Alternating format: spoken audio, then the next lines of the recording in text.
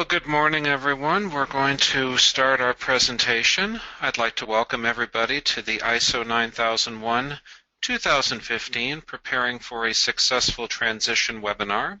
My name is Joseph Krolikowski, and I'm the Technical Director of Perry Johnson Registrars. Couple notes. Everyone on our presentation today is on mute. But we do encourage you to ask your questions, and to do so, please use the question portion of the dashboard. We will make time for your questions at the conclusion of the presentation. I'll also share with you that we do have an FAQ section today where perhaps some of those questions will be answered. Our topics for today, we're going to review the origin of the standards, where they come from. We're going to examine why the changes to the 9001 standard were so dramatic this time. We'll have an update on the timeline. We'll do a deep dive into the key changes of the standard. We'll examine what I'm sure for many of you is a key question, and that is, do you have to overhaul your current system? As I mentioned earlier, we do have an FAQ section and some final points, and then we will take your questions. So to begin with, an examination of where the standards come from. The ISO stands for International Organization for Standardization. This is a group that its sole purpose is the publication of international standards, and it writes a whole lot of standards. There are standards out there for a wide variety of applications. Each of those standards is written by what's referred to as a technical committee, or TC. TC 176 is the technical committee that was assigned to ISO 9001. Now, TC 176, like the ISO itself, is an international group. It's made up of different members from all of the major industrialized nations. The U.S. representatives to TC 176 are drawn from ANSI, the American National Standards Institute. Now, as to why the changes were so dramatic, the ISO obviously has a vested interest in the 9001 standard continuing to be used and continuing to be relevant. And the industries that use ISO 9001 have changed, and so the standard itself has to change. Additionally, they wanted to make an effort to simplify some of the language that's used in the standard in an attempt to promote consistency and understanding. And one of the largest goals on this particular rewrite was to improve the cross-compatibility between the standards, so that if you have both a quality system and an environmental management system under ISO 14001, in the past it was common for such companies to have multiple quality manuals, multiple procedures manuals. The ISO felt that that was unnecessary, and so they made a very directed effort at improving cross-compatibility, and we're going to examine in just a few minutes how that was accomplished. Nigel Croft, who is the chair of the TC 176, last year, towards the end of the development process for the new standard, was asked what are the key goals that you want to accomplish with the standard, and he laid out three key features that he felt the committee was pushing towards. The first two of these are very familiar. The third is kind of a new idea. And the first two are process approach and plan, do, check, act. Now, with process approach, of course, we've had this for quite some time, this whole idea that systems are rooted in processes, that processes should be systematic, should be managed, should be results-based, should ensure consistency, and so forth. Plan, do, check, act is kind of an extension of that idea, although Nigel did express the importance of understanding plan, do, check, act at both the process and system level.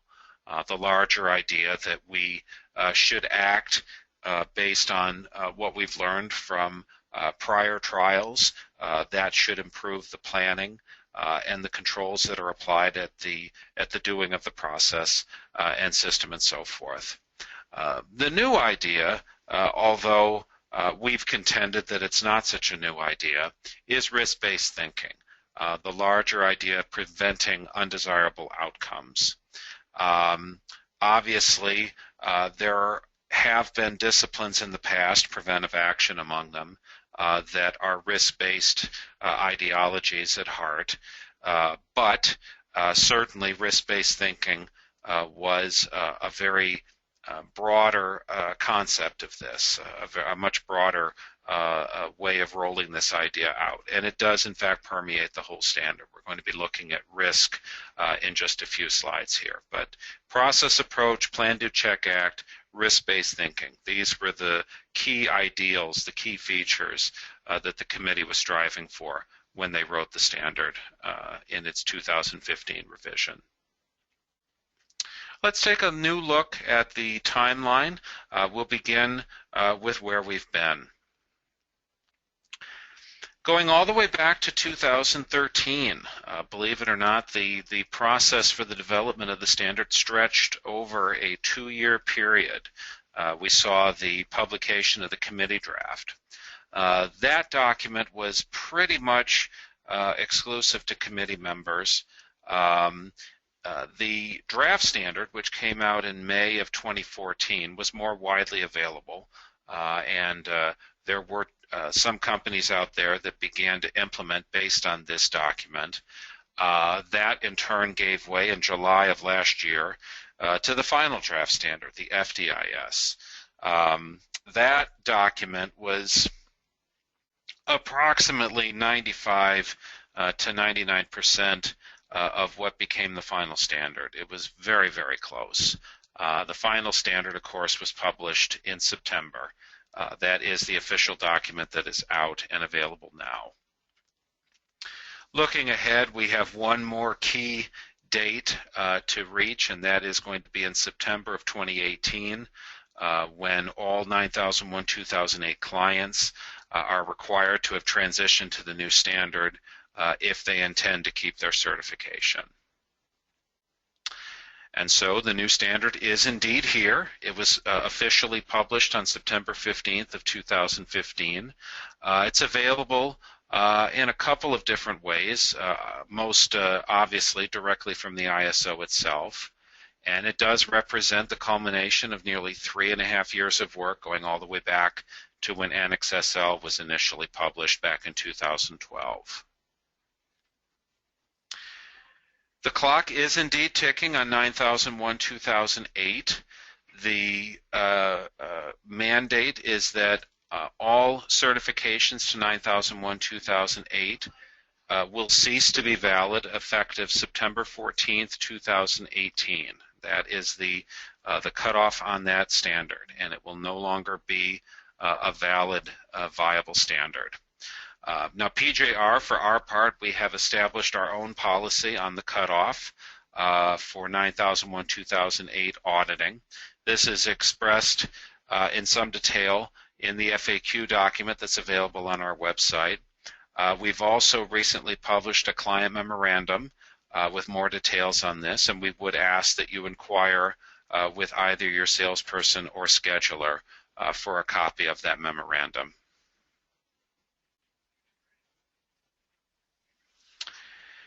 In May of 2015, our management team met to discuss the needed additional audit time that was going to be required to transition. And what we concluded was that for most companies, a small amount of additional time was going to be sufficient. As I said earlier, each of you will be advised on a case-by-case basis. That is indeed part of the reason why that memorandum was put together. Getting into the key changes to the standard. Any discussion of 9001-2015 should start with a discussion of what's called Annex SL. 9001-2015 was among the very first of the standards to make use of Annex SL. Now, Annex SL, as you might guess from the name, is an annex. It's part of a larger publication. And that publication is ISO IEC Directives Part 1, which is also called Consolidated ISO Supplement, procedure specific to ISO.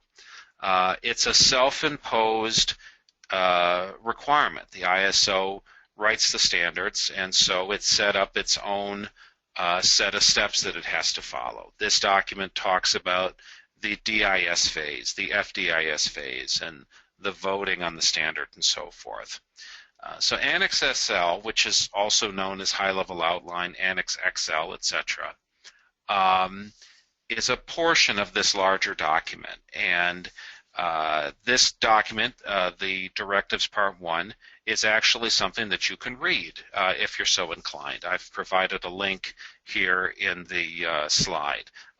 It's not a certifiable document, and really it has no bearing on any individual organization's certification process, but if you're curious as to where these steps in the development of a standard come from, this document is available for you to view.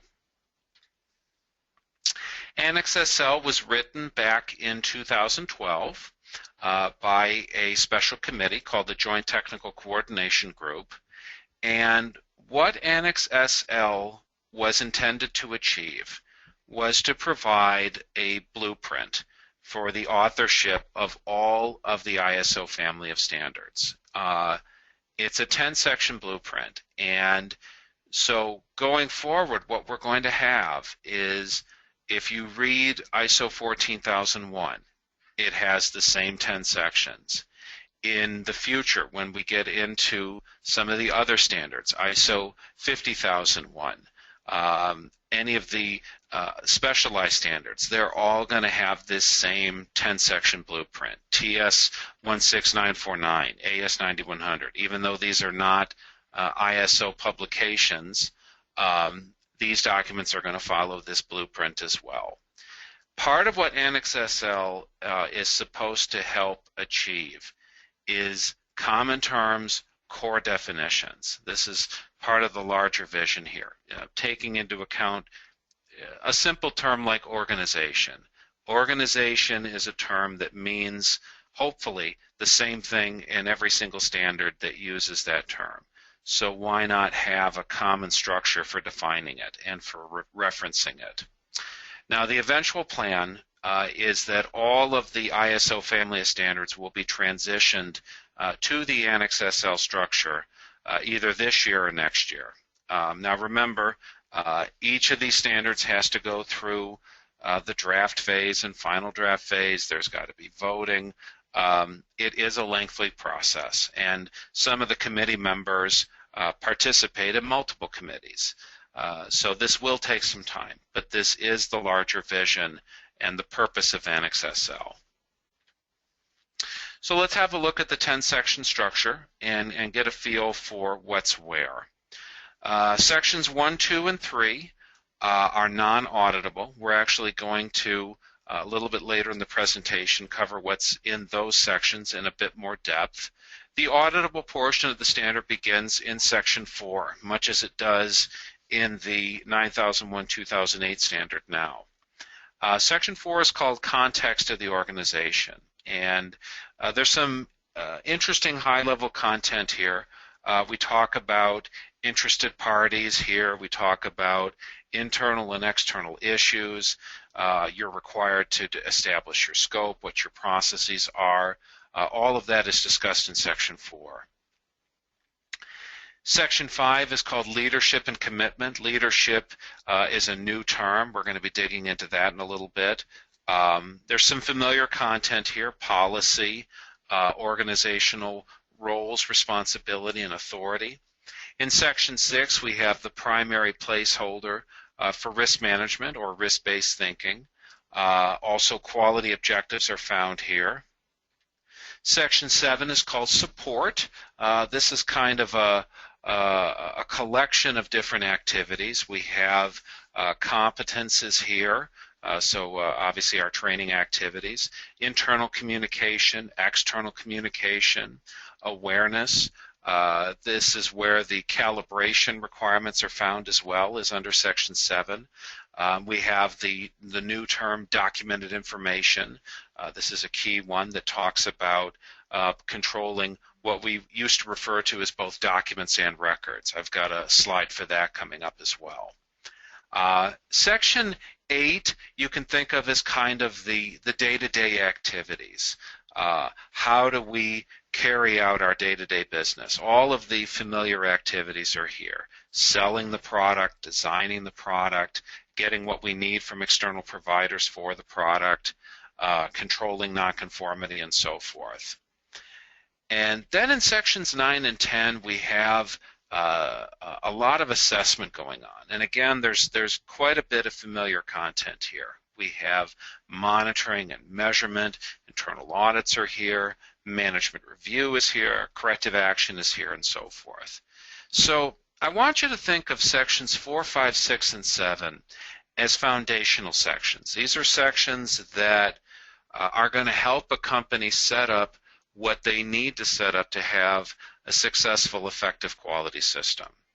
Section 8, as I said, is day-to-day activity, and then 9 and 10, let's measure what we did, let's take action if necessary, and achieve improvement. Let's dig a little further and do a more in-depth analysis now on the key changes. And what we've attempted to do in these slides is highlight what the key new concepts are.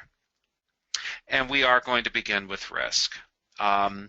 Risk is, as an idea, as a term, it's actually used 16 times in the auditable portion of the standard. And the identification and management of risk, this process, it's being viewed in much the same way that continual improvement was viewed when the 9001-2000 standard was published. And that is that risk-based thinking, risk management, and we use those terms more or less interchangeably. These are system-wide strategies. These are not brand new processes that you have to now suddenly implement. These are, let's examine what our processes are, and let's explore what we're doing to identify and mitigate risk. And it expands this idea of risk aversion to an idea that affects all of the various areas of the quality management system. So let's read the actual clause here. In 6.1.1, which, as I said, 6.1 is kind of the primary risk clause. It says, when you're planning for the system, you need to consider the issues that are referred to in 4.1. Now that's both internal and external issues, and the requirements referred to in 4.2. And what that's alluding to is the whole idea of internal and external interested parties.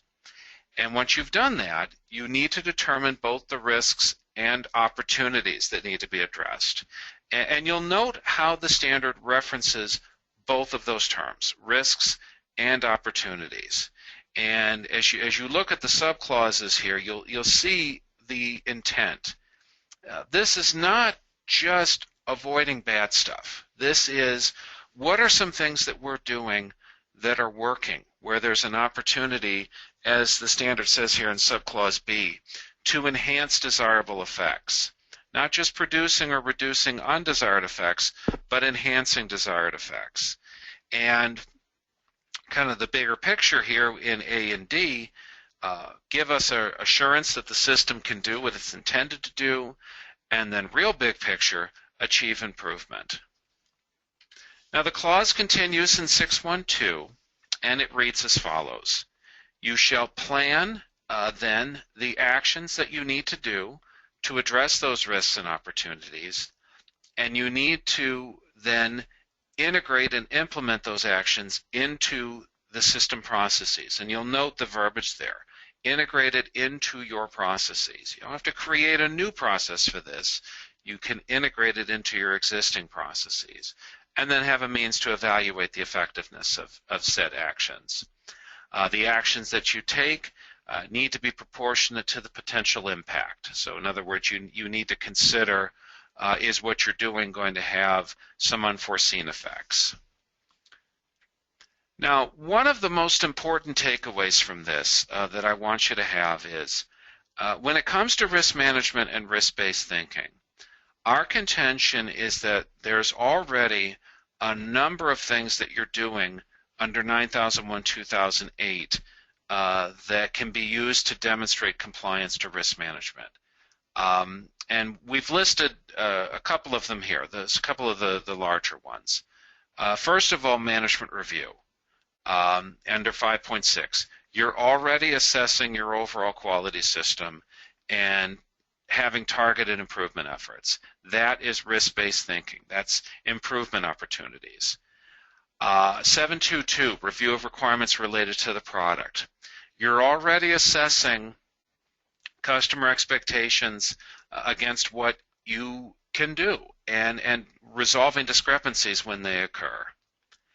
Training, 6.2.2. You're already in the habit of assessing what your competency needs are and taking actions to ensure that personnel are fully qualified and competent. And then most obviously, preventive action. The whole large idea of assessing what are the potential problems and taking action to avoid those issues in the first place. Continuing on with some of the other key changes in the standard, there has been a dramatic change in terminology. The terms procedures, records, and documents have all been eliminated from the standard, and they've been eliminated in favor of documented information. There's actually a special annex within the standard that gives some clarity to this, and they point out the use of the terms maintain and retain. So anytime you see a reference in the standard that says you will maintain documented information, understand that to be a replacement for past references to document procedures, quality manual, etc. Now, there's only a handful of these maintained documented information requirements. One of the more notable ones is in Section 4.3, which stipulates that you need to have an official document that stipulates what the scope of your system is. Now, retained documented information is generally understood to be a replacement for past references to records. Now, obviously, there's more of these, and just one notable example can be found in Clause 9.3.3, which requires that records of the management review activity be retained. All references to product now read as products and services. This really has been the case for quite some time. If you read Clause 3 of 9001-2008, it explains that wherever the term product appears, it can also mean service. So the writers of the standard felt that it was the right thing to do to just flow that into the body of the standard itself, try to make the standard more palatable to companies without a tangible product. Management responsibility has become leadership. This is pushing the idea that management leads by example and involvement rather than simply directing activities are performed. We're going to be exploring that in just a little bit. Continual improvement has become part of a larger section called improvement. And this kind of promotes the idea that continual improvement is it's one part of a larger strategy for improvement, and that improvement can be characterized by things like breakthroughs or reactive changes, reorganizations, and so forth. The standard's trying to be a bit more inclusive on what can be acceptably counted as improvement. Suppliers are now part of a larger category called external providers. Again, this is intended to help accommodate service organizations. There's a helpful explanation in Annex A, subclause A8, which indicates that external providers are taken to include not just outside suppliers, but associate companies and any outsourcing that's done. The requirements pertaining to these three entities were more or less all present in 9001-2008. What the standard's done now is kind of pooled all these ideas together in one place and has tried to make it a bit easier to work with. Now, one of the more interesting changes to the standard has been the elimination of some required content. The 9001-2015 standard does not specifically require a quality manual, procedures manual, or work instructions. Now, our view on this is that can you achieve certification without these items? Absolutely. But you still need to be able to demonstrate that your processes are consistent and effective. So if that can be accomplished without a procedure, without a quality manual, it will absolutely be accepted during the audit process. The title of management representative has been eliminated, and the implication behind this is kind of twofold. Number one, the responsibility is still very much there, but it means that this is now management's responsibility, leadership's responsibility, which really was the intent all along, was that the management rep was not supposed to take the entire quality system on their shoulders. They were supposed to be a focal point, a leadership, a coordinator, but not running the whole system on their own. So the standard has made this change to push that idea a little bit more directly.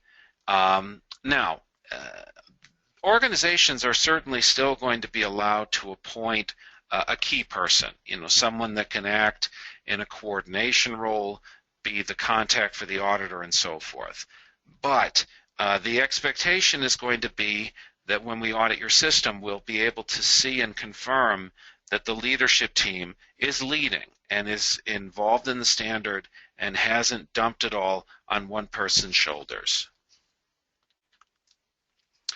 Permissible exclusions has been eliminated, and it's been replaced with what is being referred to as non-applicables. And what's interesting about this new requirement is that where in the past, under permissible exclusions, an organization could claim non-applicable or exclusions only if they were rooted in Section 7.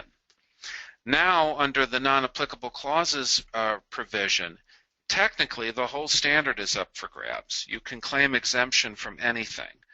Now, however, obviously, first of all, the exemption has to be justified, and we also, at the same time, have to be able to confirm that a functioning quality system that meets all the requirements of the standard has been implemented. In our view, the clauses that are going to be acceptable are going to primarily come from Section 8, and there'll be a handful of things in Section 7 that could potentially be exempted.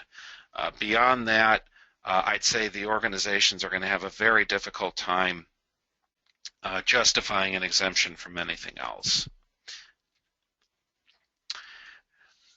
The standard has introduced a key new term, and that key new term is interested parties.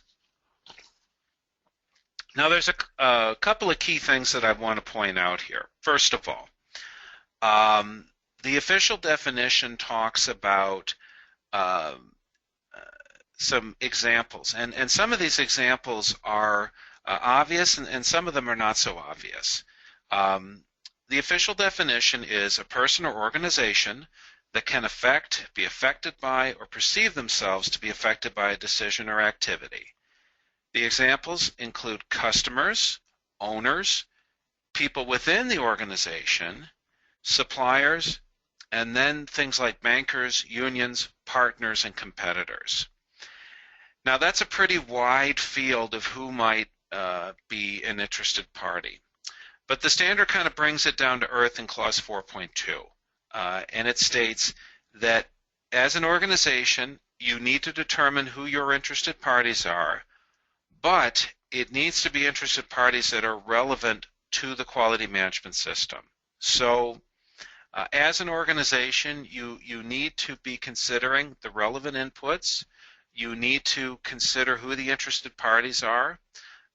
But in practice, will this shake things up within your system? Probably not. You probably already know who your interested parties are and are aware of their inputs.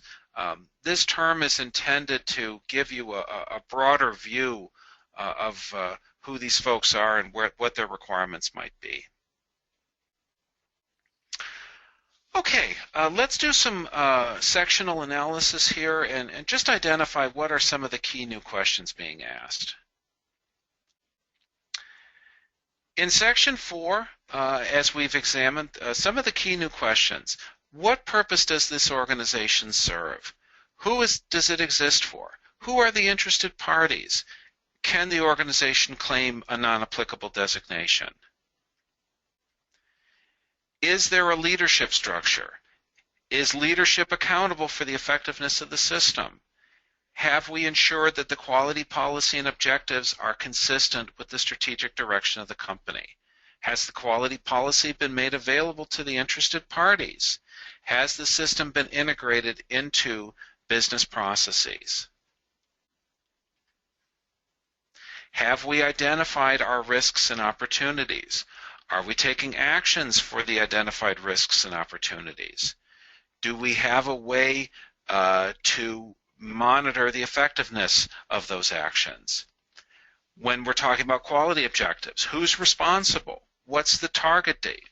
What is it that we're trying to accomplish? Are they relevant to conformity of product and enhancement of customer satisfaction? In section 7, we've got a key new concept called organizational knowledge. This is a larger idea that talks about knowledge that's gained through experience. Do we have a mechanism in place to retain organizational knowledge? And then furthermore, as your competency needs change and as trends change, do you have a way to ascertain what you need for the future as it relates to competency? Now beyond that, there's not a whole lot of new content in section 7.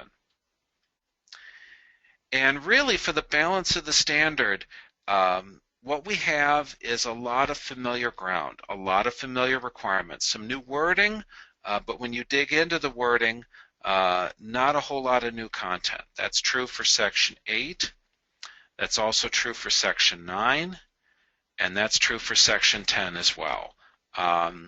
So some reorganization of content, but looking at sections 8, 9, and 10, nothing really new that wasn't already there in 9001-2008.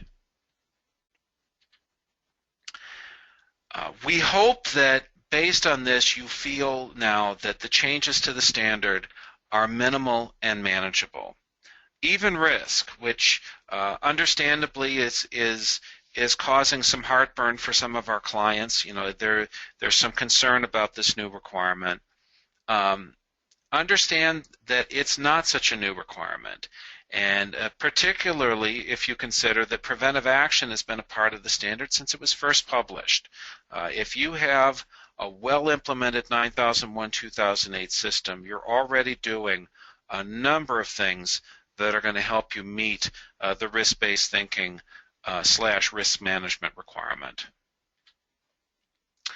So what I'd like to do now is give you kind of a cover-to-cover analysis of the standard and point out what's where and help you kind of understand why certain things have been included. Standard begins with section 0.1. Provides an overview statement, some intentions on who the standard benefits, talks about risk-based thinking, plan, do, check, act, and it provides some explanation on some key terms: shall, meaning a mandatory requirement, should, meaning a recommendation, and in this case, should actually has no uses within the auditable content of the standard. Then we have these two newer terms, may and can, may indicating a permission, can indicating a possibility or capability. There are some uses of both of these terms within the standard. In section 0.2, we have an introduction to the 7 quality management principles. There were formerly 8 of these. Evidence-based decision-making represents the combination of 2 of the former ideas. Other than that, these ideas are all carryovers from the former 8 quality management principles. There is a reference to the ISO 9000 standard that's given here, where these quality management principles are given substantially more explanation. In section 0.3, we have a reinforcement of the importance of the process approach and an improved graphic therein. This also reinforces the Plan, Do, Check, Act cycle and provides a graphic for Plan, Do, Check, Act that correlates the sections of the standard to the Plan, Do, Check, Act cycle. Section 033 is called Risk-Based Thinking, provides a definition and explanation of importance. In 0.4, there's some discussion of the relationship between 9001 and the 2 primary support standards, 9000 and 9004. Doing kind of a sectional analysis then on 1, 2, and 3. In section 1, scope, there's some general verbiage pertaining to the applicability of ISO 9001. Section 2 is called normative reference. It provides a linkage to the 9000 standard and states that 9000 is to be considered applicable for all official terms and definitions. Section 3 is called terms and definitions, but interestingly, it's presently without content. All terms and definitions at the moment are taken from the 9000 standard itself. It is possible that in the future we'll see some ISO 9001 specific definitions here in section 3, but at the moment that is not the case. We've already reviewed sections 4 through 10, so let's dig into the 2 annexes, and in particular Annex A. This is a set of clauses that I want to encourage you to read and be very well versed in, because among other things, these are going to help you with implementing your system and in settling questions of what's required and what isn't between yourselves and your auditors. In section A1, structure and terminology, here it reinforces the doctrine that an organization does not have to align their documentation to match the standard, doesn't have to use the terms in the standard. So for example, if you are comfortable calling them suppliers, keep calling them suppliers. There's no reason that you can't do that. You don't have to start calling them external providers because that's what the standard calls them now. In section A2, products and services, a little bit more fuller explanation of intent in changing all the references of product to read products and services. In section A3, there's some discussion on interested parties and some further explanation on the intent in identifying interested parties. Annex A4 is called Risk-Based Thinking. This is an extensive section. It's intended to help you understand the concept, and it also emphasizes that a formal structure is not required for risk management. And that's something that's been emphasized multiple times, and it's now, here in A4, it's been written into the standard itself. In section A5, it's called Applicability. There's some discussion on the logic for removing exclusions and further discussion on the non-applicables. In A6, we have our explanation on documented information. This is where we cover maintained and retained documented information. A7 is for organizational knowledge. We talked about this a little bit earlier.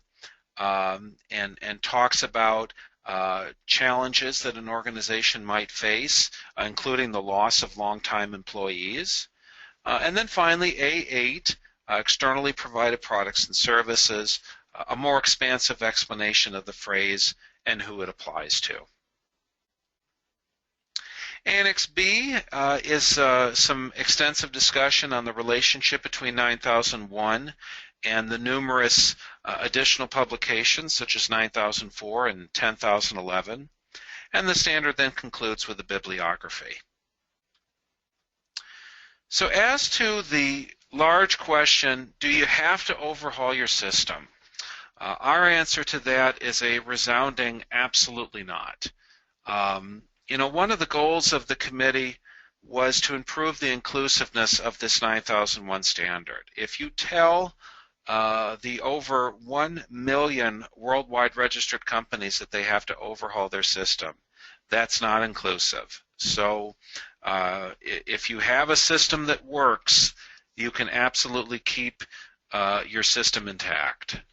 And that means if you have a quality manual that fits your business, keep it. If you have procedures that are effective and define what you do well and are used, keep those procedures. If you have a well-written quality policy, long-established quality objectives, etc., keep all of that. All of that will work and be part of your achieving of the 9001-2015 standard. As I mentioned, we do have an FAQ section. We're going to begin that now. Perhaps for some of you, this will answer some of your questions. Will our staff have to complete transition training? This will depend to a bit on the amount of revisions that you need to make to your system. But yes, you should expect to provide some form of transition training to your staff. At minimum, our expectation is that you will provide awareness training and assess the standard's impact on various processes and personnel.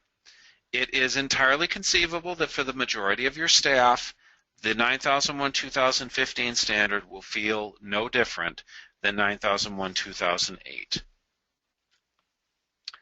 Will our internal auditors have to complete transition training? What you need to bear in mind with internal auditing is that it's viewed in the same light as any other competency within your system. And that is that as the organization, it's up to you to decide what it means to be competent for the things that happen within your quality system. And that includes internal audits. So if you have a team of internal auditors that's been doing your internal audits for some time, and they know your system well, it's entirely conceivable that those auditors could do a period of self-study and successfully transition to auditing the new standard. Now, as has always been the case, the competency of your auditors will be judged by the effectiveness of your audit process. So if you have an effective audit process, it will be concluded that your auditors are competent. Are the other standards going to be updated? Absolutely. All of the major sector-specific standards, including TS 16949, AS 9100, and TL 9000, they've all indicated their intention to transition and continue their alignment with ISO 9001. We have been told 2016 publication dates for all three, and we will definitely keep you informed as we get more information. The only major standard that is not planning to continue its alignment with 9001 is ISO 13485, the medical devices standard. That document is going off on its own. It is in the midst of its own update, and they are targeting mid-2016 for publication. Should we get certified now, or should we wait? There are several companies out there, perhaps some of them with us today, that are at various stages. You've spent some time implementing ISO 9001-2008, and you want to know, well, is there still value in registering to the standard? Obviously, we can't make the final decision for you, but recognize that for some time, well into next year, we're still going to be offering certification to 9001-2008. And the other thing to bear in mind is that despite the fact that the new standard has so much of the old standard in it, it is still a new standard, which means that the auditors are getting used to it and the certification bodies are getting used to it. If you want to certify to 9001-2008 and wait until next year to transition, or even into 2018, we will accommodate you. The choice is entirely up to you. In terms of steps that you can take, we do very much like to promote the steps, the 7-step process that's outlined in the IAF ID9. And that is to first acquire a copy of the standard itself and perform an in-depth review of the standard, the leadership team. Secondly, draw up a plan of implementation with assigned responsibilities. Update your documents, if necessary, to reflect any new or revised processes. Now, you'll note that that doesn't say update it to match the new standard. It says update it if your processes have changed or if you've introduced new processes. Provide your awareness and transition training to your staff. Conduct your internal audit followed by a management review meeting. Make sure that you've implemented your corrective actions for any internal audit findings, and then coordinate with PJR to plan your transition assessment. I do want to make one final point on documentation. Bear in mind, now more than ever, your documentation must work for you first and foremost. So if renumbering your documentation, if assigning it the names that are used in 9001-2015, if it makes your documentation work better for you, then absolutely do so, but it will not be required. We encourage you also to work with your auditor. For many of you, you've had a long-established relationship with your auditor. They know your business, they know your people. We feel that the auditors are going to be able to provide you with expert analyses of a system against the audit criteria. And we feel the auditors will be a very valuable resource for you in your transition process. This is an exciting time for quality system certification. We feel that the 9001-2015 standard is a good standard, and it's going to be beneficial to the industries and companies that utilize it. We will absolutely continue to provide you with updates on this transition process, and will endeavor to ensure that our clients have a smooth transition. A couple of updates on the support standards for you. The 9000 standard was also updated last year, was also published on September 15th, and it's available from the ISO itself. The 9000 standard is called Fundamentals and Vocabulary. It contains all sanction definitions, the 7 quality management principles, and a series of concept diagrams showing the intended interrelationship of some of these ideas. It's not a certifiable standard, but it is a helpful document to have. The 9004 standard remains at its 2009 revision for now. It is possible that that document will be updated. That's, of course, the guidance on achieving improvement. And 19011 is also unchanged for the moment. That's our standard that relates to best practices for auditing. We've prepared a couple of reports that we feel will benefit our clients. These include a side-by-side comparison between 9001-2008 and 9001-2015. We've also prepared an FAQ report highlighting key questions and answers. These are both available right on our website at www.pjr.com. And I would invite you to join us for one of our other webinars. We have ISO 9001:2015 critical points of review during the transition audit process. We do that on once monthly basis. It's a deep dive into the new areas represented by the standard and how they are assessed during the transition audit. Also, the interaction of processes and its importance to a successful audit, also shown once a month. It's an exploration of the crucial topic of processes and how to correctly understand them. We do like to keep in touch with our clients, and so I do encourage you to opt in for future updates by visiting our website, again, at www.pjr.com. At the bottom of the page, if you enter your email address and click subscribe, you'll be automatically enrolled in updates, new webinars, webinar schedules, changes to the standard, and other points of information that we provide. I do thank you for your time today. I'm going to go ahead and unlock the question portion of the dashboard here, and we'll see what we have for questions today.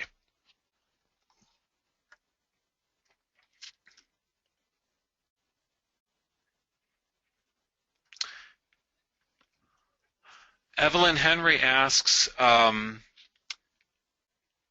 what did you say for the one to look at 5 through 8 daily operation? Is that correct? Evelyn, I think you're asking about sections 4 through 10 of the standard and how to understand them kind of in 3 pieces. Remember that sections 4, 5, 6, and 7 are foundational. These are sections that get into some of the basic building blocks of a quality system. Section 8 is day-to-day operations, selling a product, designing a product, and so forth. And then sections 9 and 10 are all of the various activities that pertain to the measuring of your system and taking action to improve your system. We're getting a couple of questions on will the presentation be available? Absolutely. The slides will be up shortly after we're finished for you to download, and you can review this webinar, including my commentary at any time. That'll also be available shortly. Dr. Andrew Perry asks, do you have a checklist based on 9001:2015? We don't, and the reason for that is you have to remember that a 9001:2015 audit is a process audit. And so obviously the requirements of the standard are critical, and we do ensure that they're being upheld, but it would be almost impossible to have a checklist that would account for what each individual organization's processes do. So as far as a checklist is concerned, no, I'm afraid we do not. Are there any other questions I can answer today?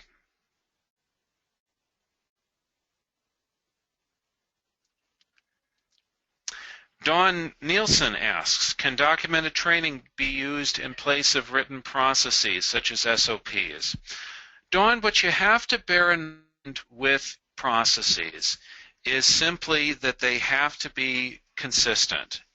So is training a means to achieve consistency of a process? Yes, it absolutely is. And when we assess a process as an auditor, what do? We interview people, we review the records of that process, and we're looking for consistency between what we're told and what we're seeing in the records and so forth. So can you use training as a means to achieve process consistency? I would say yes. Are written processes required? No. Documented process maps and so forth are not required. Any other questions I can help with today? Okay, well, I want to wish everyone a good day. Thank you for your attention.